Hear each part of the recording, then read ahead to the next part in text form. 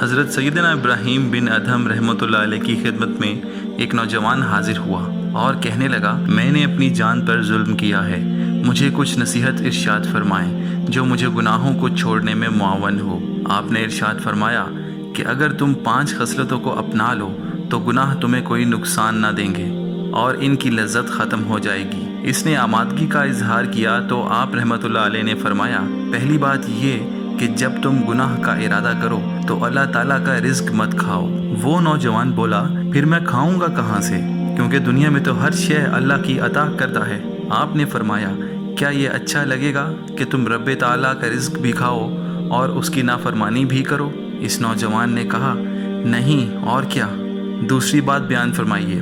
آپ نے فرمایا، دوسری بات یہ کہ جب تم کوئی گناہ کرنے لگو تو اللہ کے ملک سے باہر نکل جاؤ۔ وہ کہنے لگا، یہ تو پہلی بات سے بھی مشکل ہے کہ مشرق سے مغرب تک اللہ ہی کی مملکت ہے۔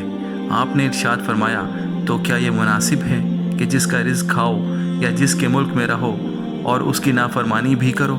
نوجوان نے نفی میں سر ہلایا اور کہا، تیسری بات فرمائیے۔ آپ نے ارشاد فرمایا، تیسری بات یہ کہ جب تم گناہ کرو تو ایسی جگہ کرو جہاں تمہیں کوئی نہ دیکھ رہا ہو۔ اس نے کہا، حضور، یہ کیسے ہو سکتا ہے؟ اللہ تعالیٰ تو ہر بات کا جاننے والا ہے، کوئی اس سے کیسے چھپ سکتا ہے؟ تو آپ نے فرمایا، تو کیا یہ اچھا لگے گا کہ تم اس کا رزق بھی کھاؤ، اس کی مملکت میں بھی رہو اور پھر اسی کے سامنے اس کی نافرمانی بھی کرو؟ نوجوان نے کہا، نہیں، چوتھی بات بیان فرمائیے۔ آپ نے فرمایا، چوتھی بات یہ ہے کہ جب ملک الموت تمہاری روح قبض کرنے تشریف لائیں تو ان سے کہنا، کچھ دیر کے لیے ٹھہر جائیں تاکہ میں توبہ کر کے چند اچھے اعمال کر لوں۔ نوجوان نے کہا، یہ تو ممکن ہی نہیں کہ وہ اس مطالبے کو مان لیں۔ تو آپ نے ارشاد فرمایا، جب تم جانتے ہو کہ موت یقینی ہے اور اس سے بچنا ممکن نہیں تو چھٹکارے کی توقع کیسے کر سکتے ہو؟ اس نے عرض کی، 5ویں بات ارشاد فرمائیے۔ آپ نے فرمایا، 5ویں بات یہ ہے کہ جب تجھے جہنم کی طرف لے جایا جائے تو مت جانا۔ اس نے عرض کی، وہ نہیں مانیں گے اور نہ مجھے چھوڑیں گے۔ تو آپ نے ارشاد فرمایا، پھر تم نجات کی امید کیسے رکھ سکتے ہو؟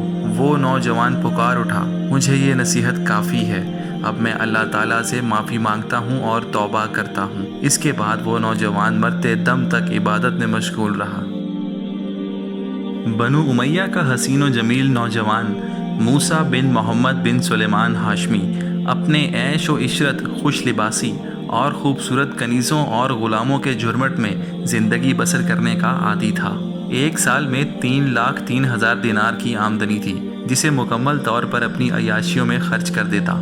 اس نے شارع عام پر نہایت بلند و بالا خوبصورت محل بنوا رکھا تھا۔ محل میں ہاتھی دانت کا بنا ہوا ایک قبہ تھا جس میں چاندی کی کیلیں تھیں۔ اس کے بیچ میں ایک قیمتی تخت خاص شہزادے کے بیٹھنے کے لیے بنایا گیا تھا۔ موسیٰ اس پر شان و شوکت کے ساتھ بیٹھتا، ارد گرد دوست احباب کی نشستیں ہوتی، پشت پر خدام و غلام با ادب کھڑے ہوتے۔ ایک رات وہ اسی طرح عیش و عشرت میں محو تھا کہ یکایک ایک دردناک چیخ کی آواز بھری۔ اس آواز کا کانوں سے ٹکرانا تھا کہ محفل پر سناٹا چھا گیا۔ شراب و شباب کا یہ رسیہ اس آواز کی تلخی کو برداشت نہ کر سکا۔ غلاموں کو حکم دیا کہ اس شخص کو تلاش کرو اور میرے پاس لاؤ۔ غلام و خدام محل سے باہر نکلے۔ انہیں قریبی مسجد میں ایک کمزور نوجوان ملا جس کا بدن ہڈیوں کا پنجر بن چکا تھا۔ خادموں نے اسے ہاتھ پاؤں سے پکڑا اور موسیٰ کے سامنے حاضر کر دیا۔ موسیٰ نے اسے تکلیف کا سبب پوچھا تو نوجوان نے کہا، دراصل میں قرآن پاک کی تلاوت کر رہا تھا۔